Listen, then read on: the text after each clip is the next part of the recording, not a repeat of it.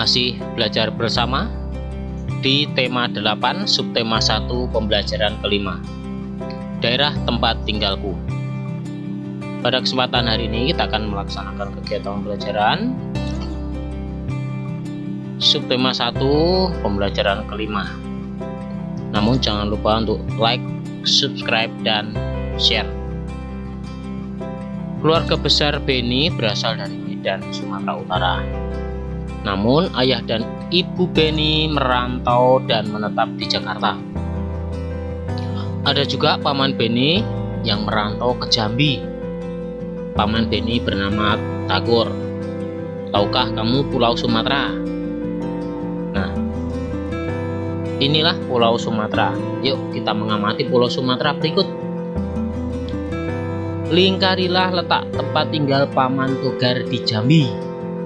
Kemudian lingkarilah tempat tinggal keluarga besar Beni di Medan.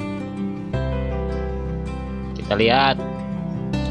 Iya, inilah tempat tinggal Paman Togar di Jambi di sini.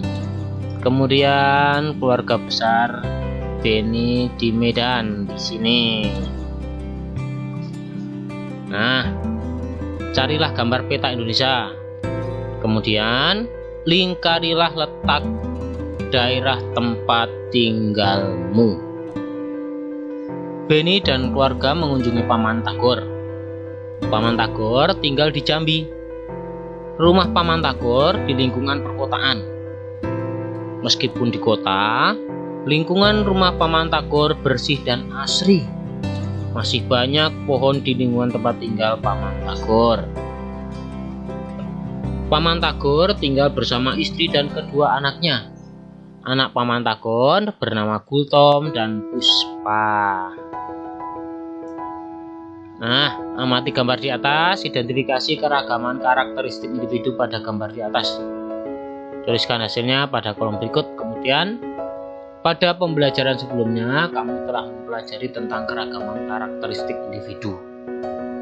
Kamu telah mempelajari karakteristik individu yang berupa keragaman fisik dan keragaman kegemaran di lingkungan keluarga. Sekarang, mari kita pelajari keragaman sifat individu. Apa saja sih sifat individu yang telah kamu ketahui? Yuk, amatilah gambar berikut ini. Ayo mengamati. Amati gambar berikut. Identifikasilah keragaman sifat individu berdasarkan gambar. Kemudian tuliskan jawabanmu. Gambar pertama. Iya, rajin karena menyapu lantai. Gambar kedua, karena ini nonton TV, sedangkan di bawahnya berserakan buku-buku dan penggaris dan mainan yang lain. Berarti anak ini pemalas. Gambar ketiga, lihat ini, gara-gara kamu mainan kakak jadi rusak. Kira-kira wataknya gimana? Galak. Iya, pemarah. Gambar keempat, kamu tidak apa-apa kan? Nah, kira-kira apa katanya? Suka menolong. Gambar kelima, mengambilkan uang kemudian diberikan kembali, menemukan uang. Apa? Jujur. Bagus, jujur. Nah, ada 5 gambar tadi dengan berbagai karakter. Beni senang berlibur di rumah Paman Tagor. Paman Tagor memiliki banyak koleksi buku. Buku-bukunya disimpan di perpustakaan. Beni sering diajak oleh Paman Gultom dan Puspa untuk membaca buku di perpustakaan rumahnya. Mereka sangat senang membaca buku cerita. Salah satu buku cerita yang mereka sukai berjudul Kisah Putri Tangguk. Tahukah kamu tentang cerita tersebut? Ayo, baca cerita berikut. Kisah Putri Tangguk.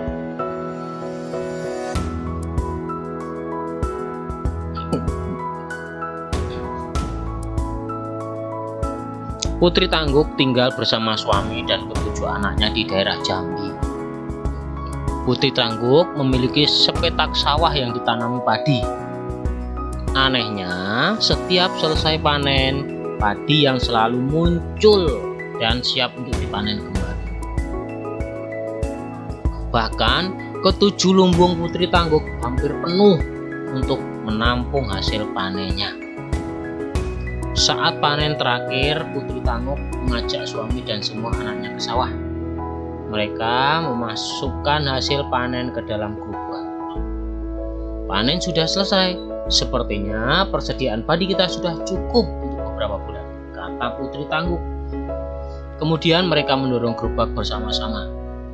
Di tengah perjalanan, Putri Tangguh jatuh terpleset. "Aduh!" teriak Putri Tangguh. "Hati-hati, Bu. Semalam hujan deras. Jalannya menjadi licin," kata suami Putri Tangguh sambil membantunya berdiri. "Gara-gara hujan, jalannya licin. Perjalanan ke rumah masih jauh. Bisa-bisa aku terjatuh lagi," gerutu Putri Tangguh. Putri Tangguh mengambil padi dari gerobaknya, kemudian padi ditebar di jalan. Melihat perilaku ibunya, si anak sulung pun bertanya, "Apa yang ibu lakukan? Mengapa ibu membuang padi itu ke jalan?" "Ibu tidak membuang padi. Padi ini ibu gunakan sebagai pengganti pasir. Ibu menebarnya agar jalan ini tidak licin lagi," jawab Putri Tangguh. "Istriku, bukankah padi itu untuk kita makan? Tidak baik rasanya jika membuang-buang makanan," nasihat suami Putri Tangguh. Putri Tangguh tidak mengindahkan nasihat suaminya. Bahkan Putri Tangguh membantahnya. "Masa bodoh? Bukankah padi kita sudah banyak? Apa kau mau aku terjatuh lagi dan tulangku patah?" bantah Putri Tangguh sambil terus menebar padi ke jalan. Setelah panen berakhir, Putri Tangguh tidak pernah kembali ke sawah. Ia berada di rumah untuk merawat ketujuh anaknya. Suatu malam, anak bungsu Putri Tangguh merengek karena lapar. Akhirnya Putri Tangguh ke dapur untuk mengambil nasi. Alangkah terkejutnya ketika ia mendapat pancinya kosong. "Mengapa panci ini kosong? Bukankah tadi masih tersisa sedikit nasi?" tanya Putri Tangguh dalam hati. Karena si bungsu terus merengek, Putri Tangguh pun memutuskan untuk menanak nasi. Namun Putri Tangguh kembali terkejut ketika mendapati beras yang ia simpan dalam kaleng juga menghilang. "Kemana perginya beras itu? Aku ingat masih banyak beras di sini sebelumnya. Jangan-jangan ada orang yang mencurinya," kata Putri Tangguh. Kemudian Putri Tangguh membujuk anak bungsunya untuk tidur. Besok ia berencana untuk menumbuk padi yang ia simpan di lumbungnya. Pagi harinya, Putri Tangguh terkejut mendengar teriakan suaminya. "Istriku, istriku, cepat kemari!" teriak suami Putri Tangguh. Putri Tangguh segera berlari menemui suaminya. Menghampiri suaminya yang berada di depan pintu lumbung. Ia pun bertanya kepada suaminya. "Ada apa, suamiku?" tanya Putri Tangguh dengan cemas. "Aku tidak tahu, istriku. Lumbung ini sudah kosong saat aku membukanya," jawab suami Putri Tangguh. Putri Tangguh dan suaminya bergegas memeriksa lumbung yang lain. Betapa terkejutnya. Mereka tidak mendapati ketujuh lumbungnya telah kosong.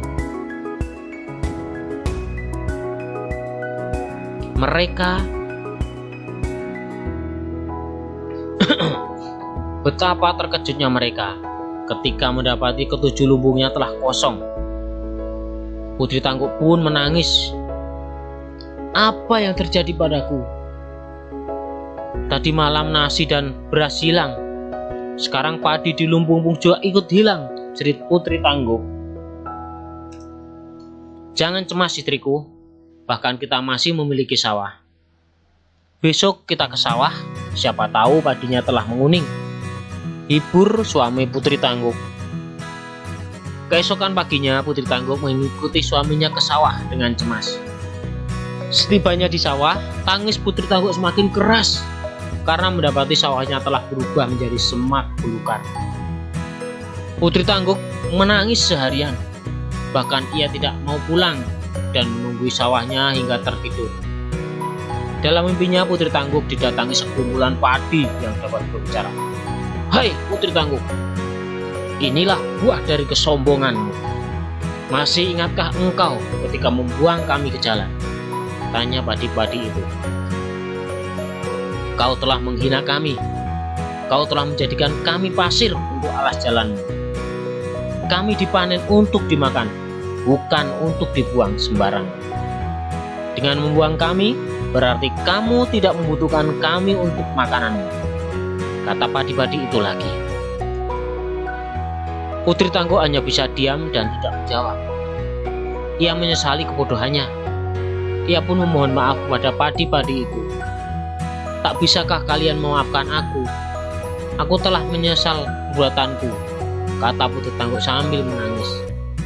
"Sekarang kau dan keluargamu harus bekerja keras. Bersihkan sawah ini, bacaklah, lalu tanamlah kami kembali.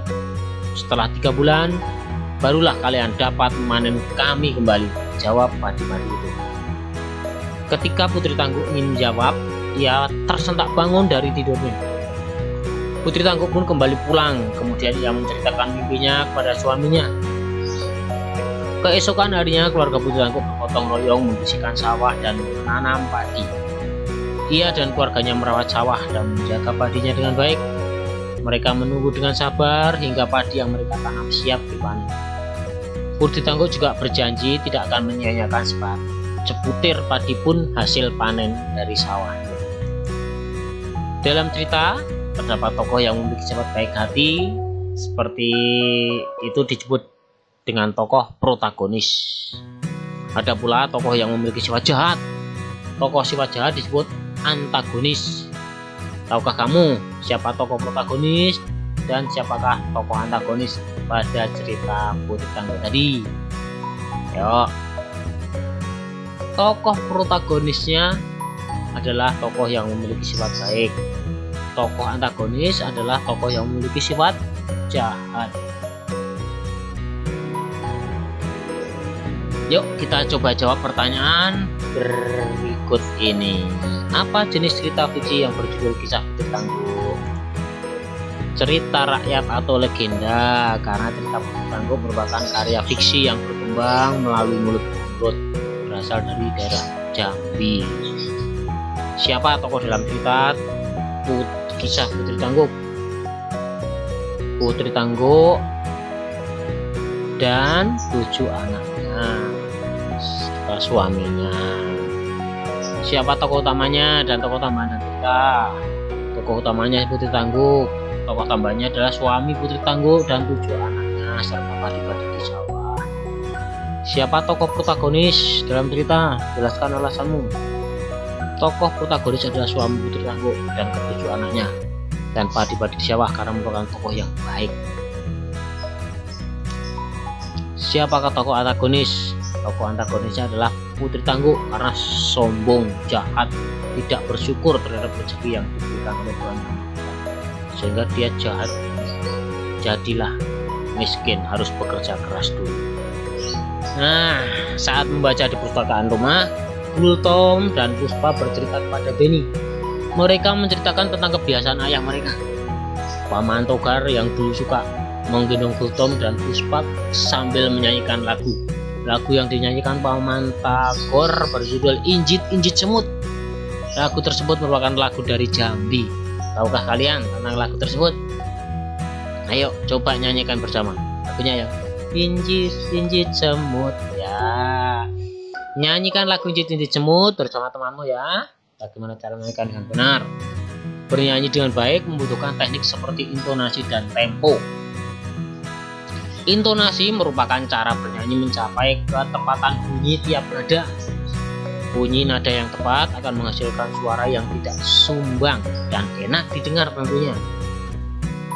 Untuk mendapatkan intonasi yang baik, kamu dapat menyanyikan nada-nada berikut secara berulang atau berulang tanpa mengandalkan otot leher dan berteriak.